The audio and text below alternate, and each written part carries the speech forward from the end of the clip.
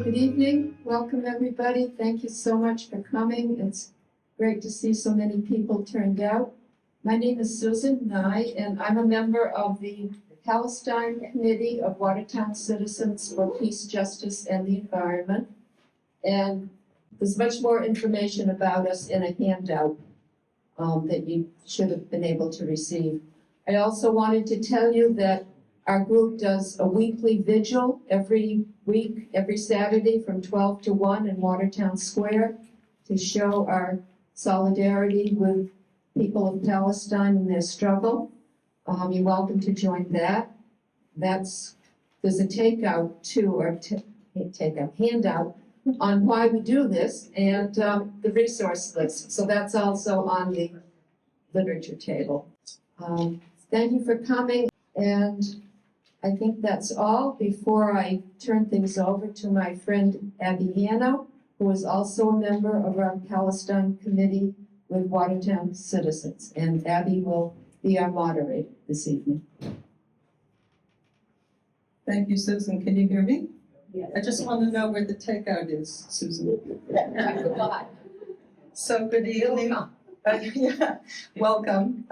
First, I want to thank the co-sponsors, several organizations: Boston Workers Circle, Jewish Voice for Peace Boston, Concerned Jewish Faculty and Staff. Several of our panelists are members of that. SAWA, Newton Area Alliance for Peace and Justice, Massachusetts Synagogue Network on Israel-Palestine, and Together for an Inclusive Massachusetts, otherwise known as TIM, in case you hear TIM. I do want to recognize the elected officials and such who are here in the room. Lisa Capocia, can you raise your hand so we know who you are, from the school committee? Welcome, thanks for coming. And I would like to recognize the director of the library, Kim Long. Wave your hand, Patty. Tony, are there any other elected? No. Oh. I beg your pardon, and thank you to Tony Palama, our city councilor, who's here. Can you give them all a hand, please? So, why are we here this evening? We're here to learn about the Massachusetts Special Commission. Can you hear me okay? Yeah. Special Commission on Combating Antisemitism, and to hear from a few Jewish panelists about the commission and its recommendations. Those recommendations will affect K-12, higher education, public safety, law enforcement, and the workforce. So we welcome everybody here tonight. We know that this is a sensitive issue for many people, and we want to make sure that we collectively create a respectful atmosphere. While we may disagree on some of the ideas we hear this evening, I hope that we can maintain a polite and civil space to hear one another. We ask that you not interrupt the speakers. Please don't applaud while they're speaking. Please don't call out if you disagree with a speaker. And we hope not to have to interview. Does that sound good? If you're in agreement, could you raise your hand, please? Super, thank you. It's important to us to recognize that there is anti-Semitism in the world, in our region, in the US, and in the world. We understand that some of our Jewish neighbors in Watertown have experienced unpleasant or hostile events at their homes that felt like anti-Semitic attacks. That felt like? That were. Okay, so they experienced it as an anti-Semitic attack. As a Jewish person, I can relate to the fear of such attacks. And as a group, speaking for Watertown citizens and for the planning group of this event and for the panelists, we condemn any attack against Jewish people based on their religion, as well as any attack on any group based on their religion. So just want to acknowledge that up front. The agenda is we're going to hear from the three speakers. And then did you all pick up an index card at the door? We're going to give you 2 minutes or so to write a question for the Q&A on the index card. We're using the cards to support a smooth flow to the conversation and to create space for a range of questions and perspectives. It's about maximizing the time we have here together. Then we're going to let you talk in small groups for about 6 minutes, and then we're going to do the Q&A. Sound good? Okay, ready? There's a question. Question?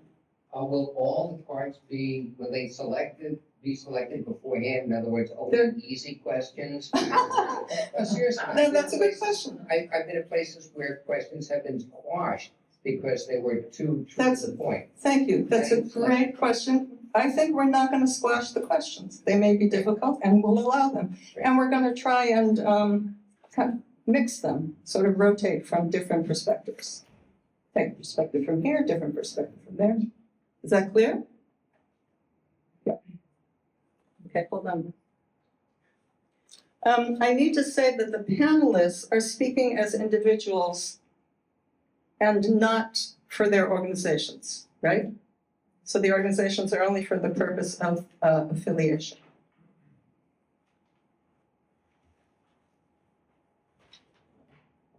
So our first speaker, starting from the left, is Helen Raizen. She's a daughter of Holocaust refugee, retired software engineer, co-chair of the Israel-Palestine Committee of Boston Workers Circle, steering committee for TIM, remember I said TIM? Together for an Inclusive Massachusetts, and a member of the Massachusetts Synagogue Network on Israel-Palestine. Noam Shoresh is the director of computational biology and an institute scientist at the Broad Institute of Harvard and MIT.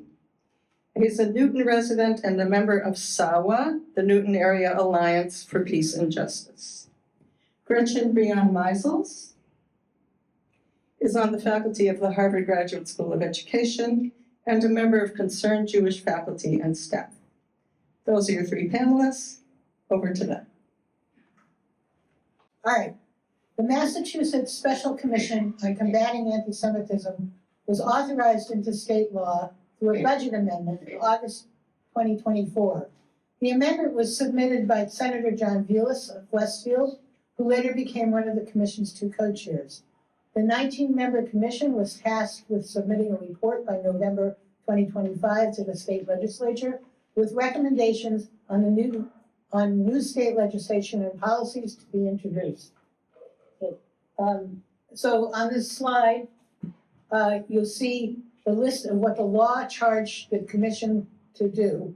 I'm not going to read all of this, but collect data, evaluate existing efforts to combat anti-Semitism, find best practices, recommend strategies and programs and legislation. I will point out that the second thing on this list, recommendations for the implementation of the U.S. National Strategy to Counter Anti-Semitism, was a Biden initiative that really became moot in January 2025. We can go to the next slide. So there's three slides I'm going to show you to answer the question of who was on the commission and how they were chosen. This first slide, it shows the first 8 people on the commission. I'm just going to inform you about the abbreviations. So JCRC is the Jewish Community Relations Council, ADL is the Anti-Defamation League, and AJC is the American Jewish Committee. We can go to the next one, which shows the next 5 people. AGO is the Attorney General's Office, and CJP is Combined Jewish Philanthropies. I want to make a point before I go on with the rest of the commission, that Together for Inclusive Massachusetts and others advocated for to the appointing entities to include Jews with a diversity of views, including submitting names to the appointing entities that had some latitude about that. But the legacy Jewish organizations were the only ones with representation. That is, the commissioners represent only the portion of the Jewish community that is avidly pro-Israel and constantly conflates support for Israel with Judaism. Secondly, Jerry Burton, who's the Jewish Community Relations Council, frequently at commission meetings claimed to speak for the Jewish community of Massachusetts, or to say his organization did, but that's not true. So Boston Workers Circle called for a ceasefire in Gaza in October of 2023 and was subsequently kicked out of the JCRC while Boston Workers Circle was a founding member of the JCRC. And then Combined Jewish Philanthropies withdrew a grant from Boston Workers Circle that funded our children's education program. Okay, we can go to the last slide of the panel. This is the final 6 people on the panel. I also want to point out that in spite of names that were also submitted, there were no scholars of the Holocaust, of genocide, or of anti-Semitism included on this commission. And by design, by the way it was constructed, there were no teachers, either from K to 12 or from higher education. And you can get rid of the slides. I want to consider the wider context of this moment.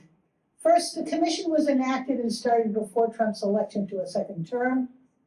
But the broader context starting in January 2025 is that diversity, inclusion, and equity, women, immigrants, people of color are all under attack, constant attack by the Trump administration. But so-called protection of Jews is being vigorously pursued by that same administration and used to attack institutions of higher education, amongst others. This singling out of Jews for so-called protection, while all of the minorities are under attack by the federal government, is not good for Jews. Second, while there are so-called ceasefires in Gaza and Lebanon, Israel continues to attack and kill people daily in those 2 locations, including children, healthcare workers, and journalists. And on the West Bank, settlers are attacking Palestinian refugees, driving them from their homes, then demolishing them, stealing their livestock, and destroying their farms. So this is the context in which this commission, lacking in viewpoint diversity and representing only the pro-Israel portion of the Jewish community, held its hearings. I'm going to give you my impressions of the hearings, most of which I listened to online as you know, from the live feed, one of which I attended in person. So some of what I'm saying is my opinion, but I will also try to illustrate with quotes of others and some factual information. There were 16 hearings, and all the recordings are posted on the Massachusetts legislature site. Much of the presented testimony was anecdotal, and there seemed to be some clear bias on the part of some of the commissioners. I would refer you to the Concerned Jewish Faculty and Staff Shadow Report for a more thorough analysis of this point. Most hearings included some sort of attack on the Massachusetts Teachers Association. Many folks worked hard to get alternate views presented, and I'll give you some examples coming up. But the commission reaction when these views were presented was sometimes to attack, sometimes to distort, and sometimes there was no response at all, as happened at one of the later hearings when a panel of rabbis from TRUA presented.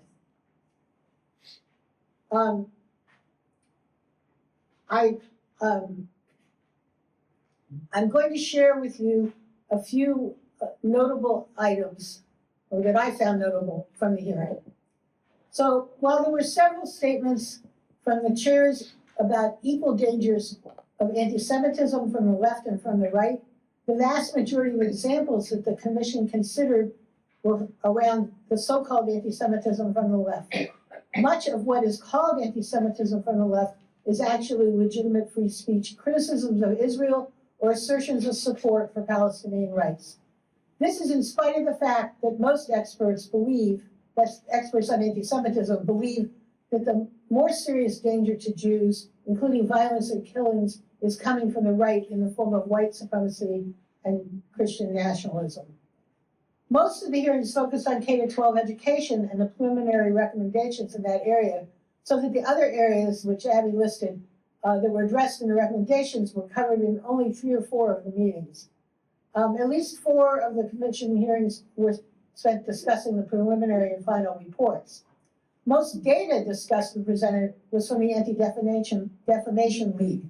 But the ADL data of anti-Semitic incidents in Massachusetts and across the country has been widely criticized for conflating anti-Israel or anti-Zionist statements and actions with anti-Semitism. A recent article listed the 33 what they called most absurd cases they found in the ADL database. And they said we found dozens of examples that are debatable or weird or dishonestly conflate anti-Zionism with anti-Semitism. The February 10th hearing was particularly awful. Max Page, president of the MTA, the Massachusetts Teachers Association, presented, along with a history teacher whose thoughtful contributions were largely ignored by the commissioners. Then Representative Cataldo grilled Page with some cherry-picked and misleading examples of a private teacher's resource page on Palestine. The level of anti-Palestinian racism at this hearing was so bad that a teacher from Concord in the audience yelled out, accusing Representative Cataldo of McCarthyite behavior and lack of decency. This was followed by the Together for an Inclusive Massachusetts panel with 4 presenters from different parts of TIM. The only interaction with this panel by the commissioners was to try to also tarnish them with some of the previous materials. There was no interaction with the ideas they presented. Once they had been dismissed, Jeremy Burton, a member of the Jewish Community Relations Council, went through a convoluted process of accusing them all of anti-Semitism, and they could not respond because they'd been dismissed. On June 9th, Ambassador Alan Solomon urged a different path. He recommended using multiple definitional frameworks of anti-Semitism to foster informed dialogue without restricting political speech or academic inquiry. He warned that, quote, democracy protects Jewish Americans. Authoritarianism endangers us. Throughout Jewish history, we've learned what happens when democratic societies cast aside due process and civil liberties. When governments start labeling certain groups as dangerous and unworthy of basic rights, it rarely stops with the first target. He also said that higher ed could take care of itself, but little of what he said was reflected in the final recommendations. On September 8th, the Concerned Jewish Faculty and Staff panel presented a lot of really valuable information. And one piece that stuck out to me was the fact that between 20 and 40% of Massachusetts Jews are not Zionists and don't consider Israel to be equivalent to Judaism. Response by some commissioners was to twist what was said. 2 hearings included public testimony. At the first one on April 7th at the Newton City Hall, many who signed up weren't able to speak. The second one on September 25th at the State House, everyone who signed up got a chance to speak. Some were online, some were in person. The Massachusetts Synagogue Network on Israel-Palestine testified as a panel and later published their testimony on their website, signed by many folks besides the panelists. From the MSCCA testimony, quote, the commission should avoid making recommendations that prioritize one viewpoint of Israel and its policies and actions. In order to be best understood and responded to, anti-Semitism should be framed as merely one type of religio-racialized hatred, like anti-Muslim actions. Another person summarized the 4-hour hearing as follows, quote, today's hearing was a rousing rebuke of the Special Commission on Combatting Antisemitism, with critical voices outnumbering plaudits at least 3-1. Speakers from Concerned Jewish Faculty and Staff, Together for an Inclusive Massachusetts, If Not Now, Jewish Voice for Peace, the Massachusetts Synagogue Network on Israel-Palestine, the Massachusetts Teachers Association, other groups, and the general public also lambasted the Commission's pre-rigged conclusions, unrepresentative membership and witness lists, K-12 recommendations, use of the International Holocaust Remembrance Alliance definition of anti-Semitism, and more. Many who testified urged the Commission not to recommend the use of the International Holocaust Remembrance Alliance definition of anti-Semitism, including me. And now I'm going to share just a part of my testimony. I'm the daughter of a Holocaust refugee who left Vienna in 1938 at age 13. My grandfather owned a bookstore in Vienna, and his father owned a paper factory. In 1938, the bookstore was appropriated by an employee and the factory forced to be sold to a minor partner. Only 10 years later, thousands of businesses and factories belonging to Palestinians were subject to similar confiscations and appropriations during and after the founding of Israel. that the founders of Israel did to the Palestinians what the Nazis had done to many European Jews is a reality that pains me to the depths of my secular Jewish heart. Adding to that pain is the recent destruction of the Edward Said libraries in Gaza. My great-grandfather died in 1940 from lack of insulin, and my great-grandmother was deported by train to Lodz, Poland in 1941, where she likely died of starvation. In 1948, 750,000 Palestinians were driven from their villages and homes by Israelis, transported not by train but on foot. The descendants of many of those refugees are now dying of starvation in Gaza in a genocide that belies the call never again. And then I went on to call on the Commission not to use the IHRA definition as one of its points, and Noam will elaborate on this, says that it's anti-Semitic to draw comparisons of contemporary Israel policy to that of the Nazis. My comparisons, I believe, are germane and not anti-Semitic, and I urge the commissioners not to use the IHRA definition. The outcome of all this, a 73-page report with findings and recommendations covering K-12 education, higher education, public safety and law enforcement, and workplace and healthcare. Language in the report does acknowledge some of the things that Tim and other groups advocated for. The Combined Jewish Faculty and Staff Shadow Report is a good place to dive further into a critique of the report and the commission. And now I'll turn it over to Noam, who might say a few more words about the report, and then it's going to spend time delving into why the IHRA definition is so problematic. Okay, so I'm Noam. I grew up in Israel at the age of 25, 30 years ago. I moved to the United States, 6 years in Seattle, and since 2002, I've been living in West Newton, not so far from here. So what happened? I'll pick up where Helen left off. At December of last year, the commission basically ended its life. There is no longer an official body like the commission. They submitted a final report. The report contains 50 recommendations, and some of them are in the introductory part. They're more generic and about general recommendations, and then they go into specific areas, in particular those pertaining to education. Many of the recommendations are okay. They're good. They are touching some of the important things one needs to do when fighting anti-Semitism. But some are very problematic. And I'm going to touch on one of them that Helen mentioned, the IHRA, or IHRA definition. And then Gretchen is going to address the other problematic recommendations associated with education. So the commission recommends as follows: educators and other actors charged with implementing these recommendations should be informed of and by IHRA's definition and its examples. So what is this document? It was created in 2004 by this body listed here, MCU, and for the purposes of, it was an intergovernmental body that was trying to align the different agencies that were monitoring, tracking anti-Semitism in Europe, okay?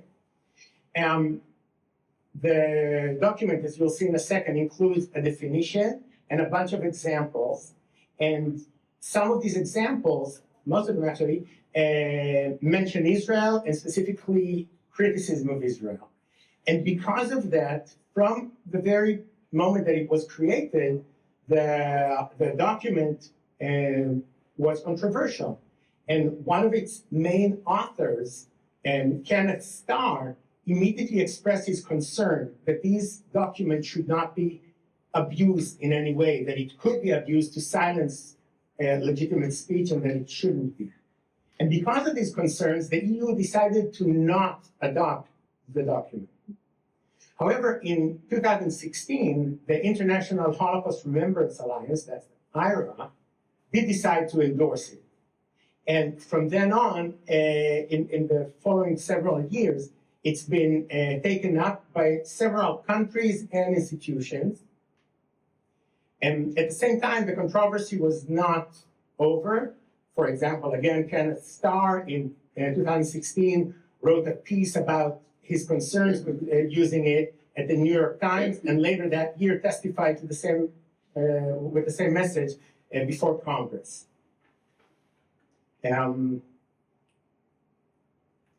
So what is this document? So you don't have to try and read all of this in the small letters, but this is the IHRA. We call it shorthand the IHRA definition, but it's really a combination of definition and 11 examples, okay? And the definition is pretty straightforward. Anti-Semitism is a certain perception of Jews which may be expressed as hatred toward Jews. Rhetorical and physical manifestations of anti-Semitism are directed toward Jewish or non-Jewish individuals and or their property, toward Jewish community institutions and religious facilities. The examples, some of them are also pretty straightforward. So each of these examples is supposed to be an example of anti-Semitic behavior or statement.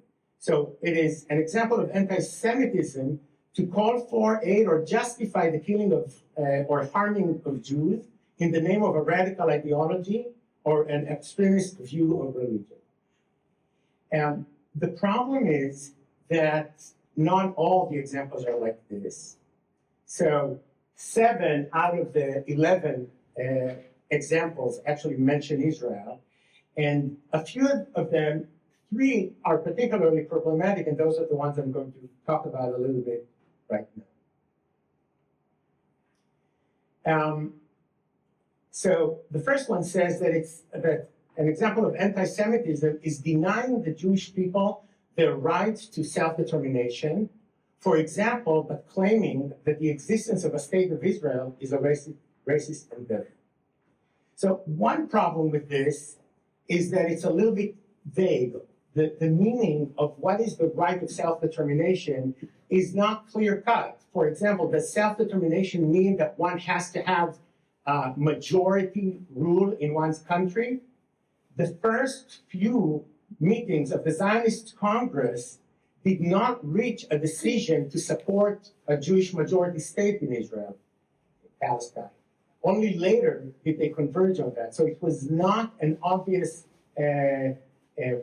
consequence of wanting self-determination. And to this day, there are lots of Jews in Israel and here that believe that Israel should and could be democratic and Jewish. And at the same time, there are other people, some Israelis like me and others that are not, and some non-Jews, that think that you cannot really have a democratic country, a democratic state, that also insists somehow by law that a certain ethnicity within it, a certain people within it, will maintain a majority. So, and these kind of views will be labeled as anti-Semitic according to this example. Another aspect, and that pertains more to the second part of this, many people think, I am among them, that Israel has always been racist towards the non-Jewish, the Palestinian inhabitants of Israel-Palestine. And again, that's, according to this definition, is problematic. It's a hate speech. The other example calls out applying double standards by requiring Israel a behavior not expected or demanded of any other democratic nation.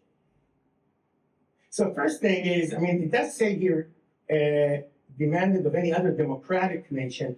I don't think there are other democratic nations that have been accused of the level of violations of human rights and the international law as Israel has. But there are a few others, and definitely they are not spared any criticism. But the way this argument usually is used, and I've had people say this to me, why are you picking on Israel? What about? And then they say, some other country. And basically the implication is that if you focus your criticism and your efforts as an activist or when you speak out, you focus that on Israel, that must imply somehow some ulterior motive, some hidden agenda of anti-Semitism. But there are many reasons why people focus their criticism or their energy and activism on a particular topic. I spend most of my activism energy on the topic of Israel-Palestine because it's my society, it's my people, and I am sometimes, some of the things done there are done in my name.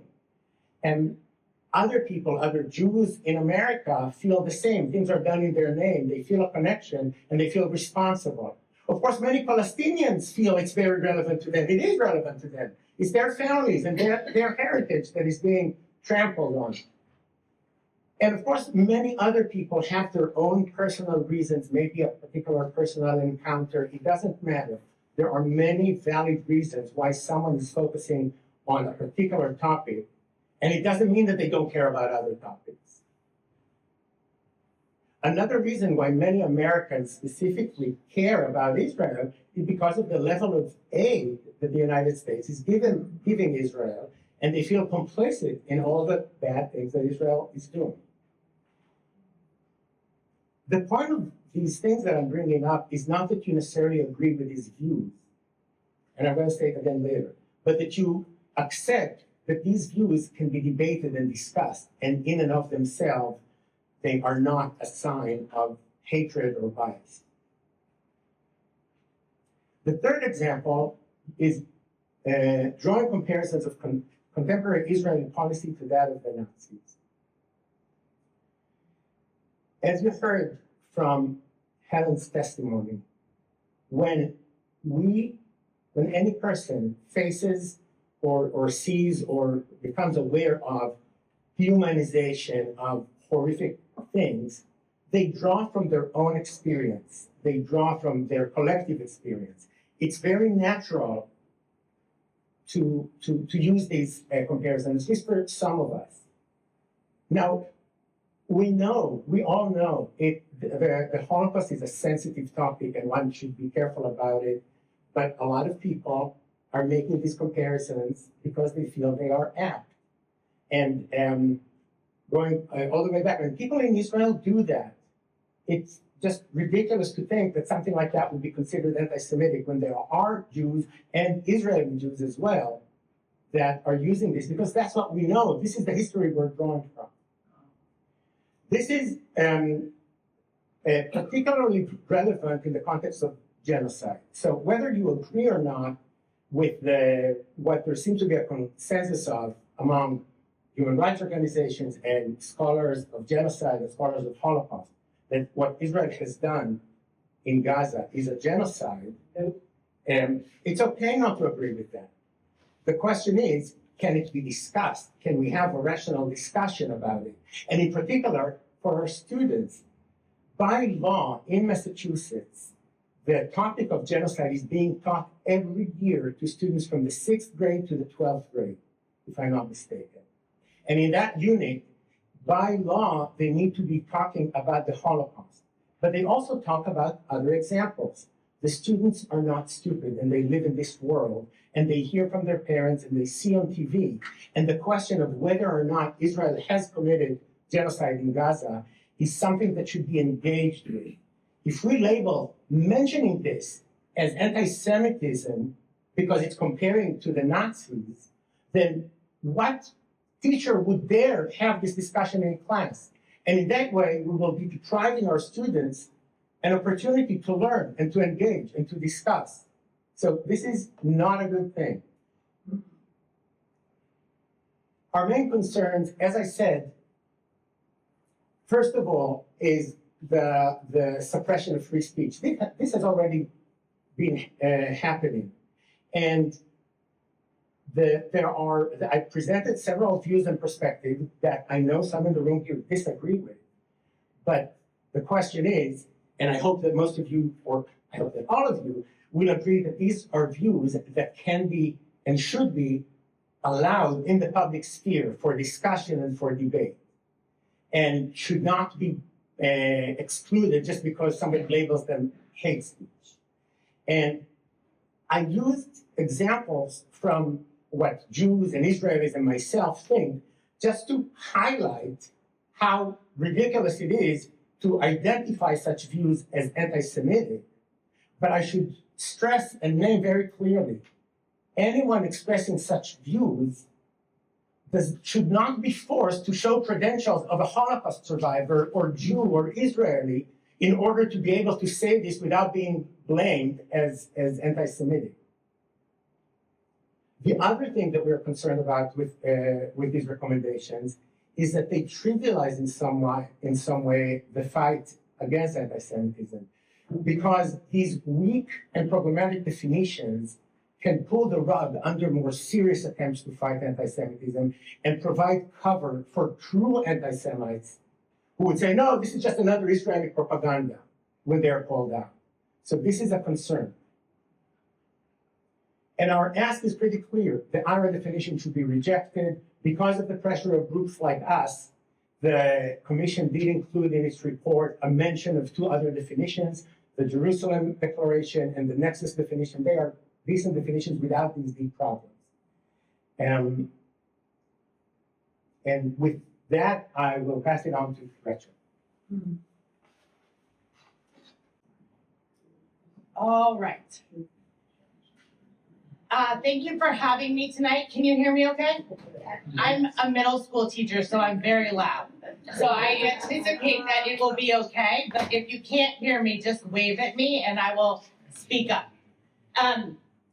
My name is Gretchen Brion-Meisels. I am a resident of Somerville. I'm a very proud product and graduate of the Massachusetts Public Schools, and I also happen to teach at the Harvard Graduate School of Education. And what I'm going to talk about tonight really is what we know from research about protecting students from anti-Semitism in schools. My research, I am not an expert on some of the things that have been talked about tonight, but my research and my work focuses on preventing young people from bias-based bullying and discrimination in schools. Not just anti-Semitism, but young people broadly. And most of that research I do in partnership with young people in various cities across the state of Massachusetts. So the young people themselves bring to me the questions that they want answered, and I teach them research methods so that we can answer those questions together. That's my favorite kind of research. But the research I'm going to share with you is research that comes from empirical studies where people have actually looked carefully and systematically at what protects young people in schools from bias-based bullying and discrimination. And so I want to start with what we know, and then I'm going to circle back to what Helen and Noam have talked about to tell you why I'm here specifically. So there are a lot of things that we know from the fields of human development, sociology, education studies about what helps young people learn. We know that children and youth can't learn when they don't feel safe. We know that bullying and discrimination are school climate issues. They're not individual issues. So in particular, most of the time when we see young people repeating harmful behavior towards their peers or groups, they are repeating behavior that is happening in the larger socio-political climate, and often behavior that adults directly in their sort of environments are modeling for them.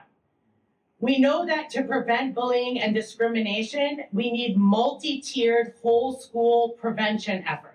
So what that means is we're not just addressing issues at the individual kid level or the group level or even the classroom level. We're thinking at the school level and the district level about school culture and climate. We do know that explicit enumerated policies that protect vulnerable groups of students work. So what that means is if you have a bullying prevention policy that says it is not allowed to use hate-based language against folks as a result of as a result of racial, ethnic, linguistic, religious groups, that does help. Homophobia, that also helps. But we also know that those policies only work when they're clear, when they're behaviorally grounded, and when they're actionable. So if they're vague and fuzzy, it actually makes it harder for adults and youth to stay safe in schools because it's confusing to figure out how to implement them and what exactly they're talking about. We also know that historically grounded, accurate curriculum are critical to the long-term amelioration of bias-based harm in schools. What that means is that when studies have looked at attempts in school to punish children for their behaviors that don't also teach those children why the behaviors are harmful and where the behaviors come from historically, they don't work very well. We need to engage in teaching and in prevention in order to make them work. And for that reason, we also know that restorative consequences are more effective than punitive ones. So we need consequences for young people that teach them how to get what they need without harming others, not consequences that make them afraid and shut them down, right? And then finally, and I think this one is something that has been alluded to but not said explicitly, we know that protecting some students at the expense of others ultimately undermines our desire to protect everyone. So many students, if not most students in our schools today, have multiple marginalized identities. When we highlight only one of those identities at the risk of getting children in trouble as a result of other ones, that's really confusing, and it's actually not particularly helpful for young people. I want to also just note, and Noam alluded to this, that the history and social science framework in the state of Massachusetts, which I think has a lot of good to it, identifies some grounding principles that include that an effective history and social science education teaches students about the legacy of democratic government.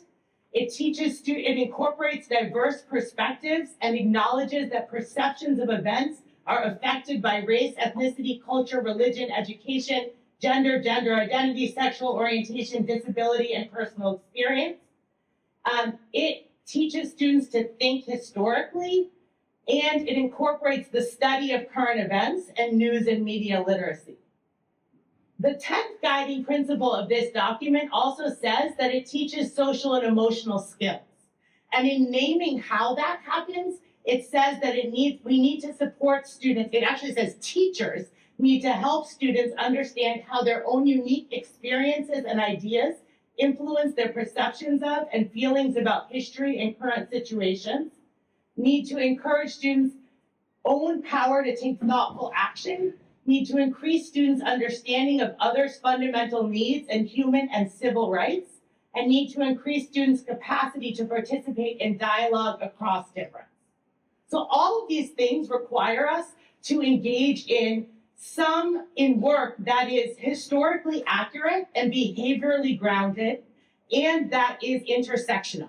It brings up multiple systems of oppression, and it talks about those multiple systems of oppression as related to each other, because they are.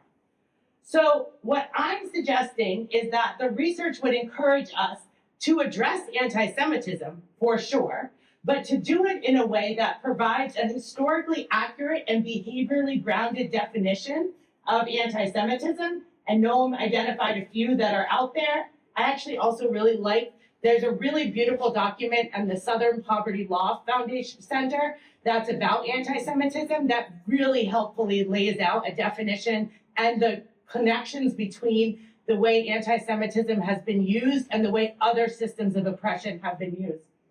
But we need a historically accurate and behaviorally grounded definition of anti-Semitism. We need to embed that definition in anti-Semitism prevention efforts that are also related to broader anti-hate, pro-belonging frameworks, and that illuminate the links between anti-Semitism and other forms of oppression. Anti-Semitism has been used by white nationalists repeatedly, and we need to make that clear and help children understand why that's the case in particular instances. We need in developmentally appropriate ways. Obviously, it's going to be very different for a first grader and a 12th grader. We need to enable historically honest critical teaching through access to high-quality K-12 curriculum and professional development.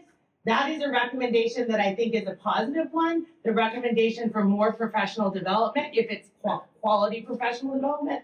And we need to replace punitive approaches with restorative educational responses that acknowledge and repair harm while building skills to help students meet their needs without harming others. So specifically in terms of the Massachusetts Commission recommendations, in terms of what Noam said, or supporting what you said, I think there are some in there that are really good that we could build on. And I also think Massachusetts has already done a lot of really strong work around anti-hate or preventing hate that we can build on. But there are 3 recommendations that are really dangerous when you look at the research. The first one is the hate crime reporting guidelines. These guidelines suggest that all allegations, not actually, not even things that have been found to be truly anti-Semitic, but even allegations of anti-Semitism, be reported, including to a statewide agency that will track these allegations and integrate them with federal government and police databases, and that this can be done anonymously. That is really scary for a lot of reasons, but it's particularly scary when children are involved, because what it means is that allegations are being conflated with charges, that due process and parents' rights are being undermined, and that anti-Semitism is in danger of being weaponized in ways that undermine our shared humanity and safety. And what I mean by that is that you can imagine that this is going to differentially impact different groups of people, probably based on research, with a more negative impact on people who are undocumented, people who are low income, people who may be Black or Latinx. So there's a real risk here that we are pitting folks against each other by increasing reports that increase bias against some groups under the auspices of protecting other groups. Second, there's a recommendation that there be statewide bias reporting in schools specifically, so that schools, this basically suggests that we skip over what typically happens in every other instance of bias, which is that bullying is reported to the school.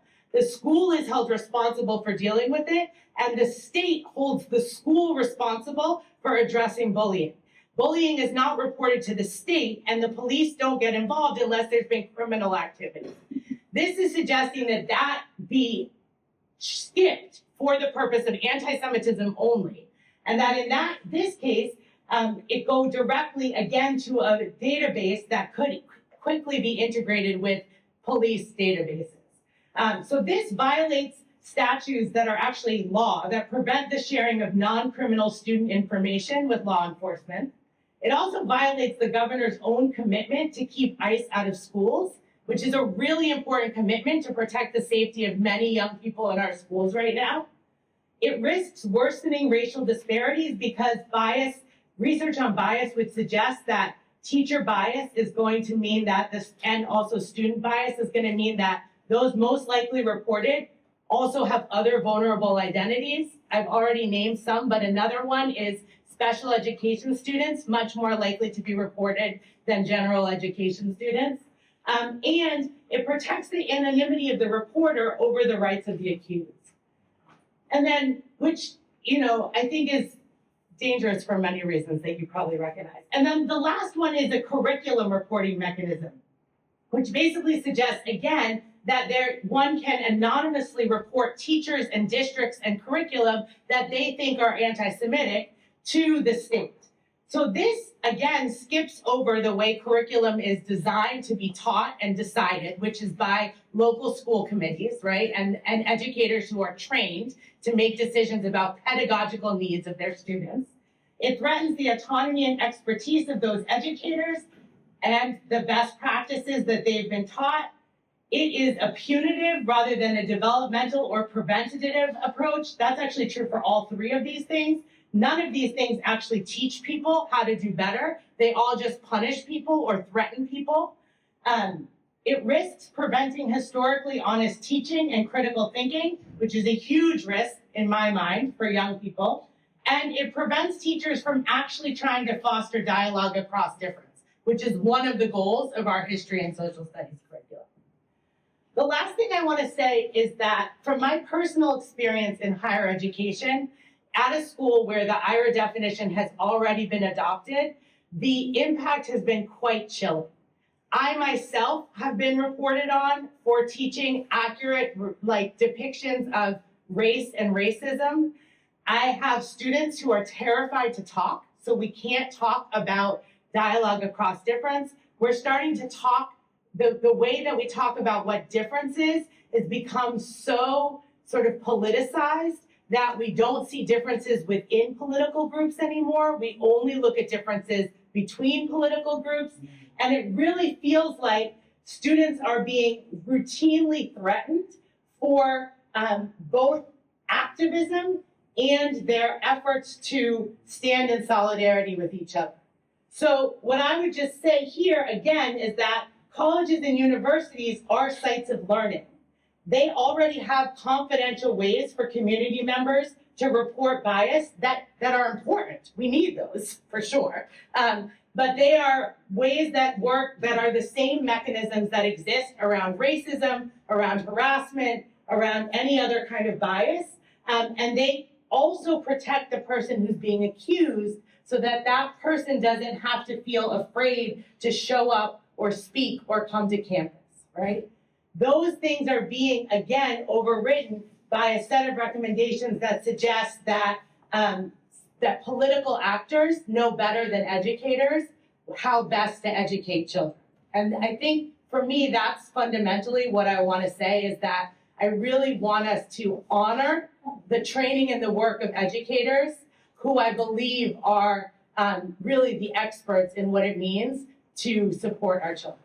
So I'm going to pass it back to Noam for a very short closing remarks. So just to wrap up, where we are today, the commission no longer exists, but commission members and their organizations distributed and sent the report to municipalities, to school superintendents, and so on. Now, usually when a commission like that, appointed by the state, comes out with recommendations, the next step is legislation.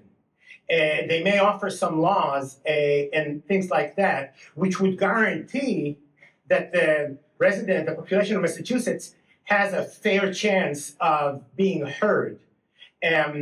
But that's not happening right now. As you heard from Helen, this commission does not exactly represent Massachusetts. It definitely does not represent the full spectrum of Jewish views. Instead, because it's a state appointment commission and they're sending their recommendation, the final report, it has the appearance of a state requirement. It is not. This is not law. What do we do about it? We are all in one way or another connected to TIM, which is a coalition of organizations that was formed exactly in response to the commission.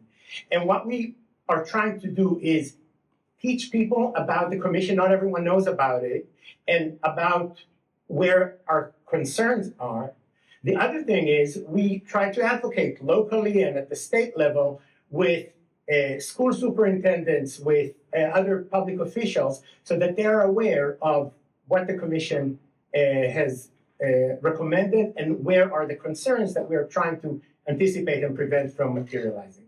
And I think that's it. So now back to Abby. So thank you to the three speakers for very thoughtful presentations. I hope you got a lot of value out of that. Again, we understand that some people may not agree with what they said, and we accept that. And we're open to any question that you pose, whether it's, what word did you use? Squashing? We're not going to squash any questions that you ask. I want to recognize Rachel Kay. Are you here, Rachel? Wave your hand. Rachel is from the school committee. Thank you so much for coming.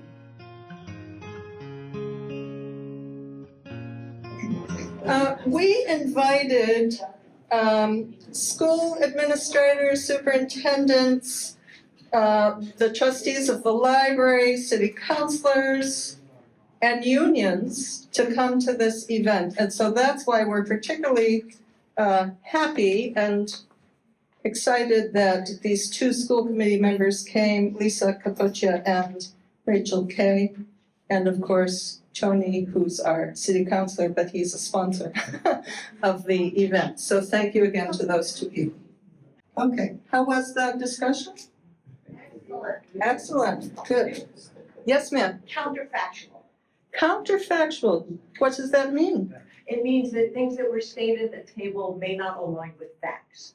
Okay, or might not align with how you perceive things, maybe? I'm gonna go with facts or. You're gonna go with facts. Okay, good enough. So now we're gonna use Susan has some cards. So as I said, we're gonna do this using the cards to facilitate a smooth process and to incorporate as many different perspectives as we can. You claim you're not anti-Semitic, but does that mean they're not anti-Semitic or we're not? We are. You claim you're not anti-Semitic, but you're allowing anti-Zionism, which is a disavowal of the rights of millions of Jews who support Israel. How is this not inconsistent? Well, I might ask how a Jew can be anti-Semitic.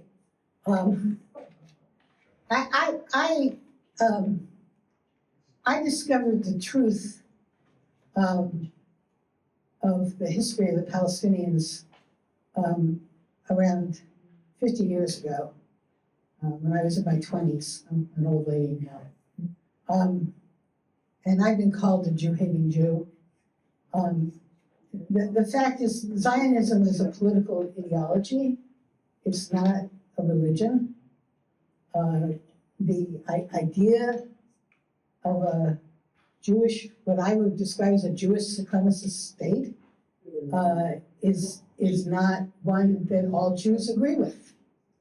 So this is, as I think Gretchen said, we ought to be able to discuss it, but it's not anti-Semitic to raise questions about either the actions of the state of Israel or the idea that it's a good thing to have a state which is an ethnocentric state that is Jewish supremacist. I mean, I oppose white supremacy and I oppose Jewish supremacy. I don't think I'm an anti-Semite. I will let Noam say something now.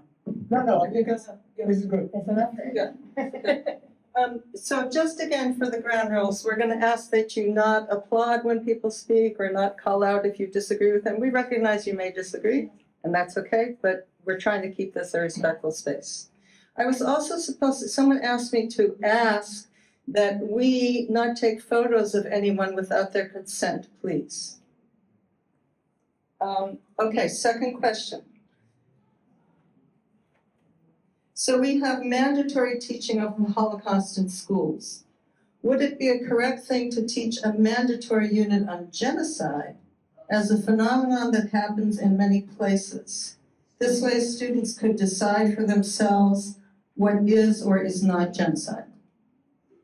The unit that is being taught is actually a unit on genocide, and the state just requires that when you teach that, you must discuss the Holocaust, but also other things. So it is actually being taught, at least the direction from the state, the requirement from the state, is about genocide as a whole. And the concern here, it just makes a lot of sense when a teacher teaches a unit about genocide, and it's not being taught as a curiosity, right? It's about never again. It's about understanding when it's happening again and trying to prevent it. So if there is a plausible argument out there that Israel has committed genocide, this is something worth discussing, even if students strongly disagree about this. That's okay. Can I just say one other thing about that, which is that I think the recommendations go one step beyond even what you're suggesting, which is that they actually recommend that if a child in a classroom that is learning about genocide were to ask about Gaza as a site of genocide, that child could be anonymously reported for anti-Semitism. And that is very concerning because children are trying to make sense of what is going on in the world. They're reading the news, they're trying to make sense of things, and if they can't ask questions about what's happening in their world, then we've really failed what it means to be adults who are supporting their learning. Okay. So I don't want to play cop here. We have two real cops in the back. So I'm just asking you to follow our guidelines. You say you don't condone anti-Semitism, yet you're discrediting the Commission's findings, which are designed to protect all Jews. And you are discounting the experience of the many who provided testimony. Would you discount the actual experience of Muslims if they were testifying? I'll just start there. So I am not hearing people on this panel discounting the experiences of the people who testified, nor am I hearing us discount the commission's report writ large. What I'm hearing us say is that there are specific recommendations and specific process issues that happened during the establishing of this report and in the report itself that we think are actually going to make school a more dangerous experience for many Jewish children and make school a less enriching academic environment for many children. And so I think there's a real difference between discounting everything someone says or discounting what people say and disagreeing with it. And also a real difference between us saying that we care about anti-Semitism and us saying that the way that anti-Semitism is being defined or used in the report is the best possible way for that to happen. So the question itself feels a little disingenuous to me because it feels like it's making an assumption that's like taking what we said and moving it way farther to one extreme. I don't know if either of you have different views, in which case feel free. I just want to add a short comment. I heard some testimonies there, not from people not reflecting my viewpoint, and I did not discount them at all. I was very sad and troubled by some of the experiences that some people had. I think that the framing of the discussion around their experiences was wrong and was not likely to make things better.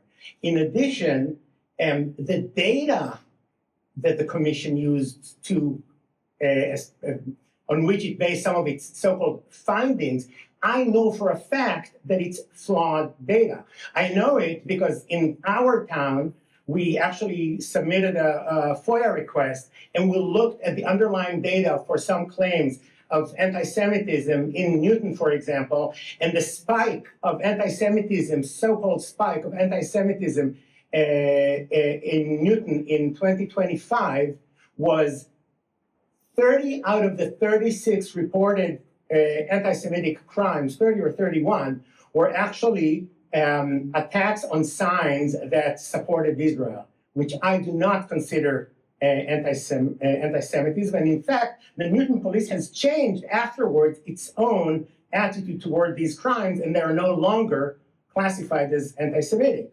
But in the commission, they used data like this data and data like this, including from the ADL that Helen mentioned, which is an unreliable source of data as declared by the Council of Wikipedia Editors a year and a half ago. Okay, thank you. Is there a chance of the recommendations becoming legislation? What is the reception your program is having with local school districts?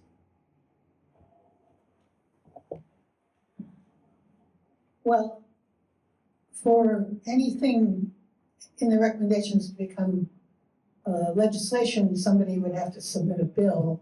So I'll have to see when the next legislature starts up in January, and there's an open period for submitting bills, what actually comes up. There has been a bill in the last two sessions submitted by one of the legislative members of the commission, who's obviously a Republican, but we won't hold that against him, I guess, that calls for changing the law to incorporate the IHRA definition. And I've attended hearings in both those sessions. So outside of the commission work, there was a hearing about that bill this year. And what I remember from that hearing, it went on for quite a while, and I think maybe something like 9 out of 10 people who spoke were against it. Certainly it was higher than the 3-to-1 at the hearing I reported on.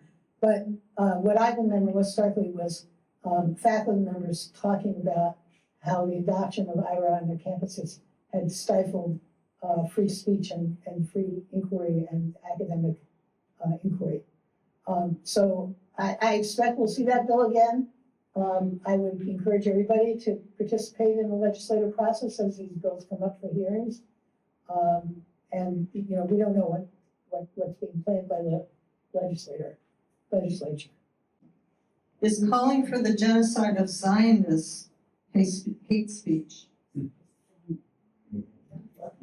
First of all, nobody is calling for the genocide of anyone. Yeah, a lot of people are.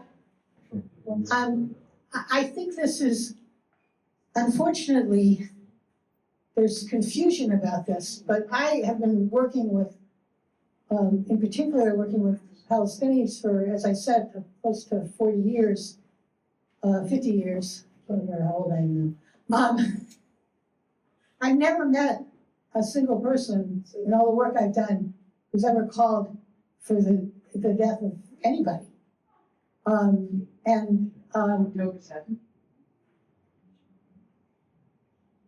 I said, I've never met anyone. Good to see. I think, for instance, the boycott, divestment, and sanctions movement, which is a movement of dozens or maybe hundreds of Palestinian civil society organizations, has a very explicit statement against anti-Semitism and a very explicit statement against violence. Can I stop you then? Can you wait a second? Are we all set back there? Next question? Can we just get answers? I was wondering if the other panelists could answer that question. If About the genocide of Zionists is hate speech. Does anyone else want to take that one? I don't know how to think about, I'll replace genocide with just killing, okay? Someone calling for the death of Zionists. Is Fair. That's fair. And what do I think about that? I think it's horrible. Is it hate speech? Yeah, I think Thank you. it is. I don't definition of hate speech, but it sounds like hate speech to me, and yes. Okay. What will this do to Palestinian, Arab, and Muslim children in the schools and colleges? I think it's what is this doing? And I think the answer is that there are many people, children, teachers, and college students who feel scared, who feel like they can't speak about their personal experiences, who feel like they can't advocate for their people who are in diaspora and who are experiencing violence at home, and who feel like they aren't welcome on their college campus. So that's one way to answer that, is that I, for example, have had students who are afraid to come to campus or afraid to speak in classes because of their identities. The second thing I just want to say about the Jewish kids or the? I'm talking about Palestinian and Muslim and Arab American students. The second thing I want to say, though, is about children writ large, which is that children can't learn if they don't feel safe. And that goes for Jewish children and also for Palestinian, Arab American, and every other child. And so in that sense, I would argue calling for the genocide or killing of anyone would never be allowed in school because it is something that is harmful. I think I have also never met any teacher, any student, or any activist who has called for the genocide of any other people or the killing of any other people, ever.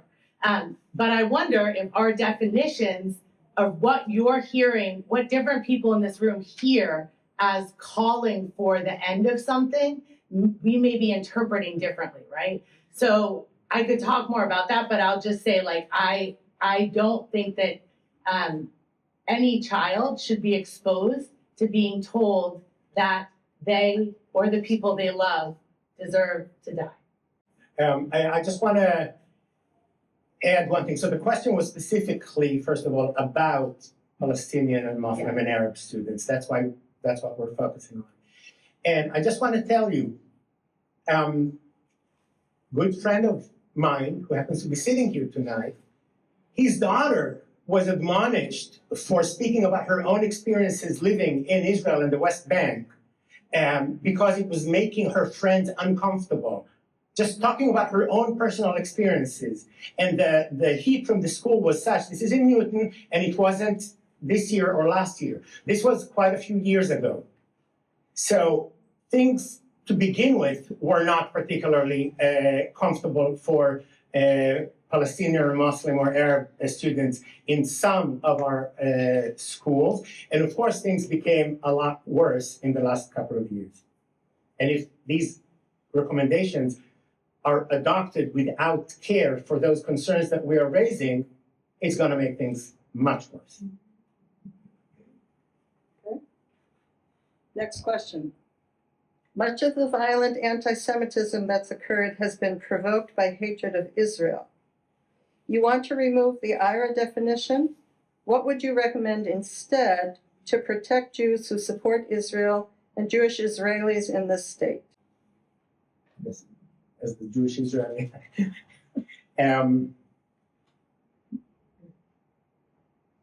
There are in place, look, I'm not necessarily qualified to answer this question. I think people should be able to support Israel, including when it's committing a genocide. I think they are being very wrong. I don't hate them for it. I wish they thought differently.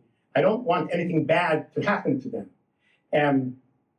I think that the heart of the answer comes from what Gretchen was talking about, and it doesn't apply only in schools, but in society at large. You create an environment that can tolerate disagreement without hatred and without shutting off.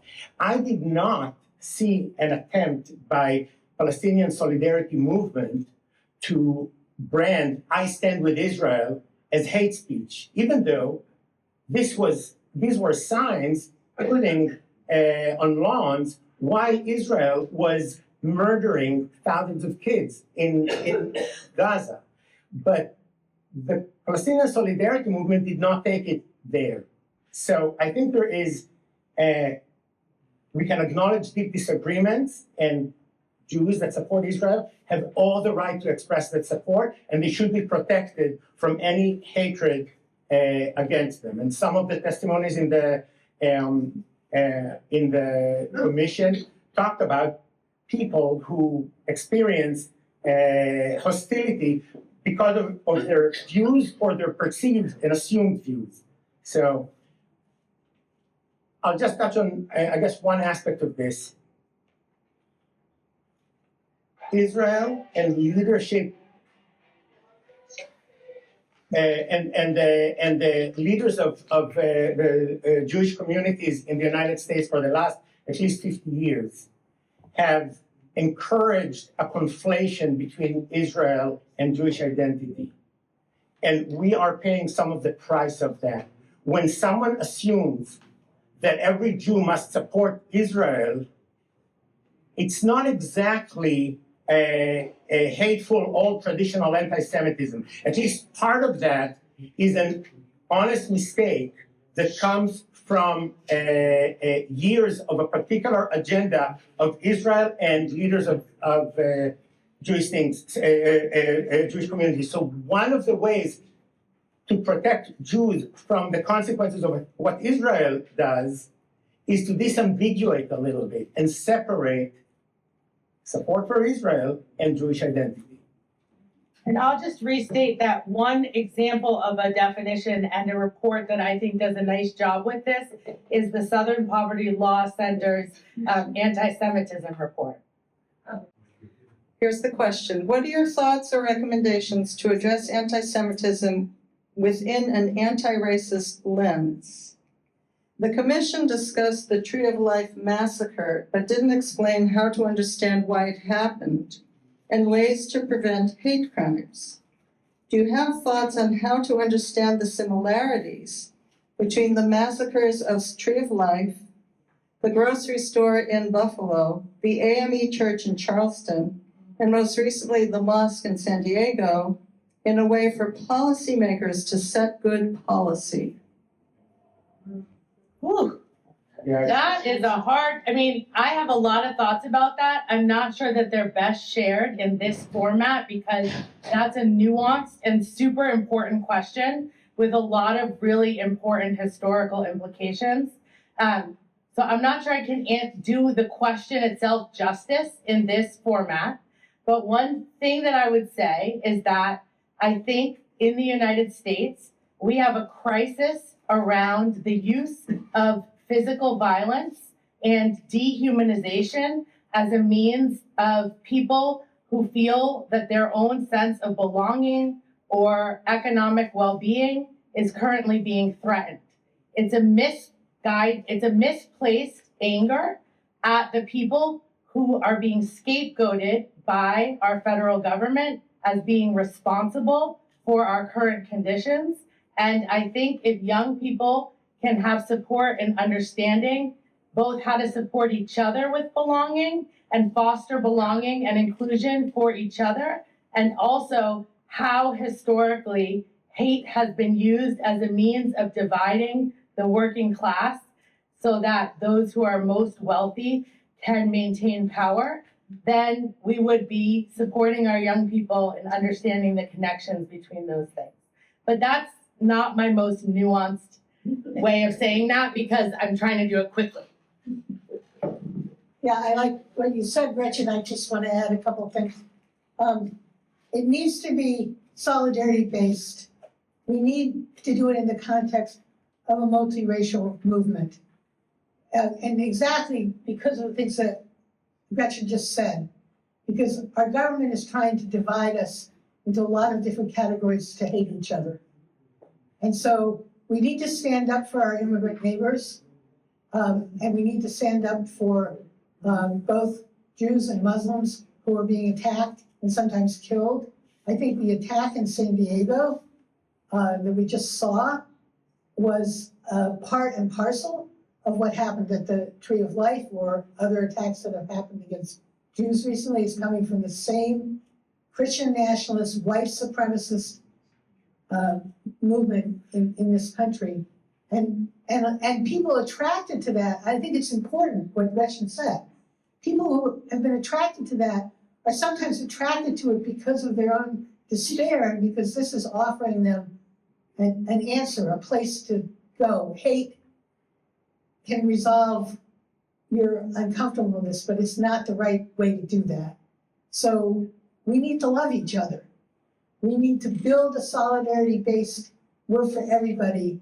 The Jews are part of that, but we're not more important than anyone else. The Muslims are part of that, the Palestinians are part of it, all of our immigrant neighbors are part of it. Women, gays and lesbians, trans women who are horribly under attack. We need to protect everyone from hate and bias, everyone. And the current federal government is doing exactly the opposite. Thank you both. Can the panelists speak to recent mandatory anti-Semitism training conducted in Lexington middle schools by Robert Kraft's Blue Square Alliance? I'm not familiar with it.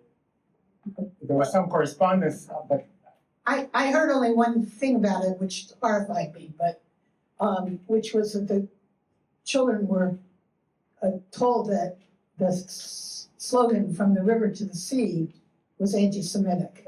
And I just want to say, in my opinion, of course, Israelis use that slogan as well as Palestinians.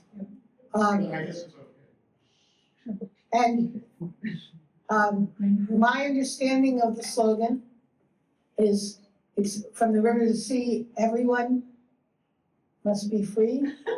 That's completely wrong, sorry. It's just.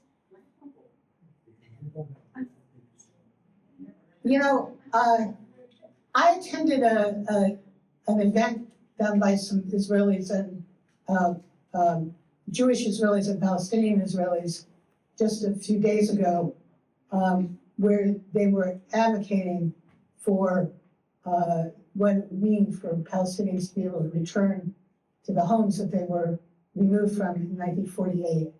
And it was very clear that this group, and most of the other groups I know about with the same position, believe that there should be equality for everybody.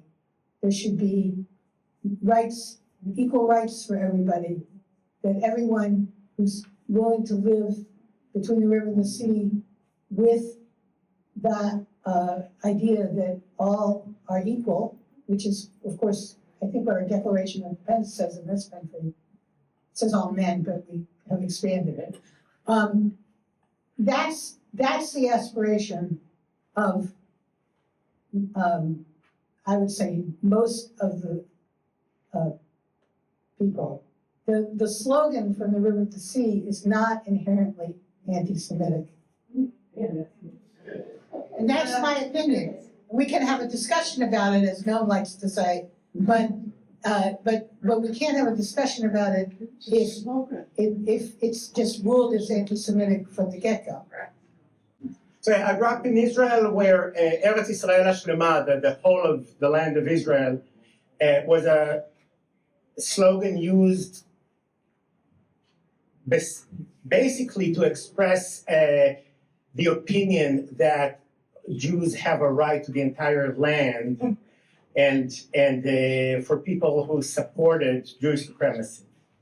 But it was never pronounced in and of itself as hate speech in Israel. So I was kind of politically inactive since I came to the United States. I was active in Israel when I was there.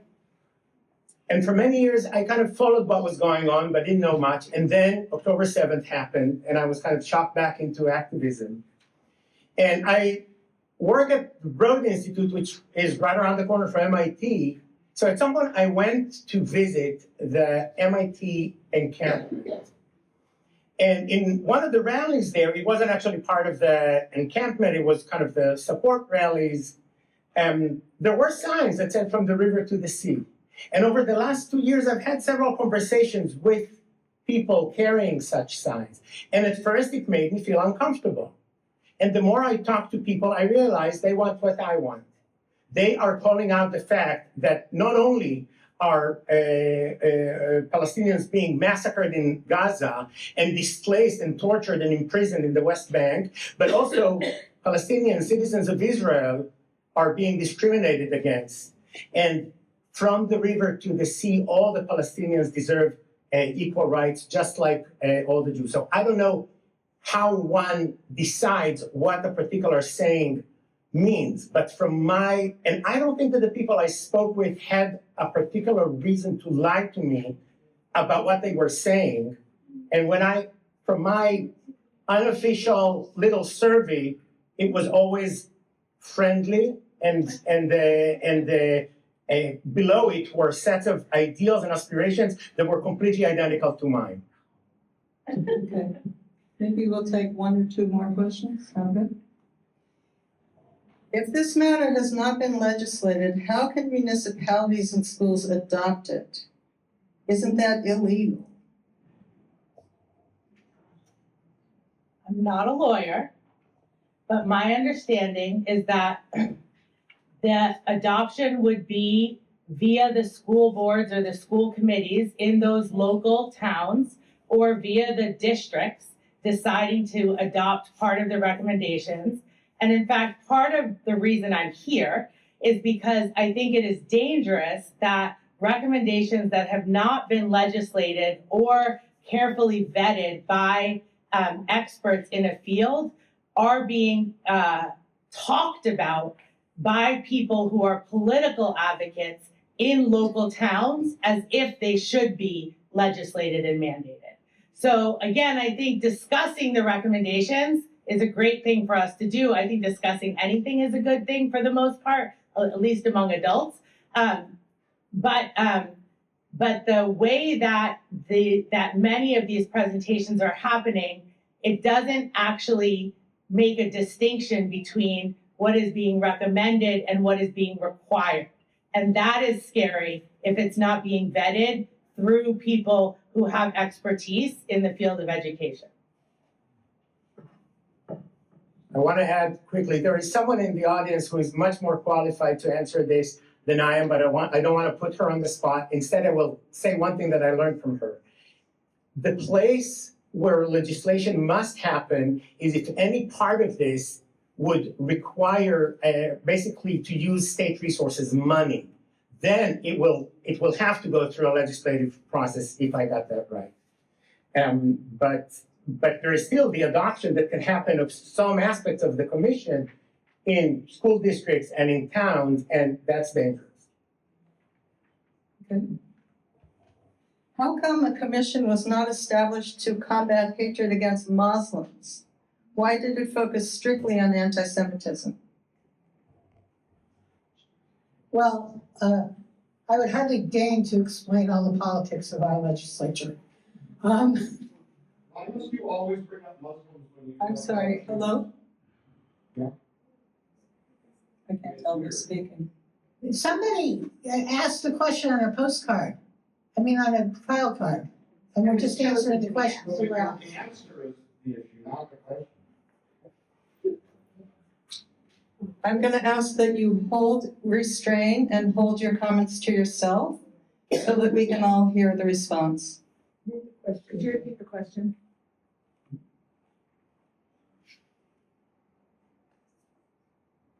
How come the commission was not established to combat hatred against Muslims?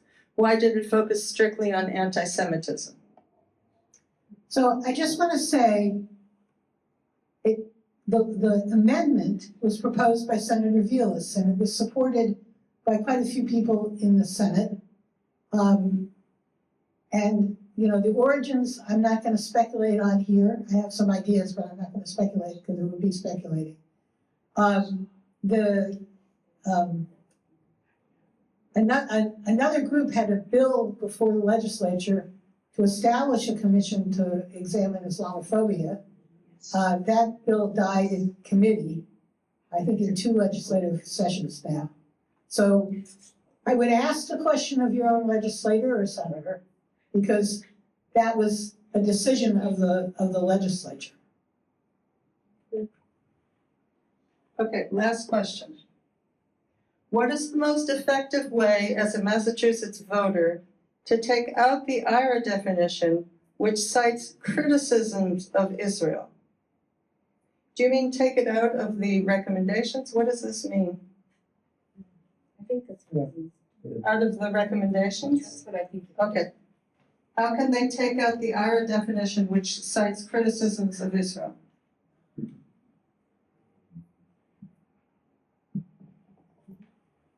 We're trying to explain what's the problem with the IHRA definition is, and to point to alternatives that are also named in the commission's report.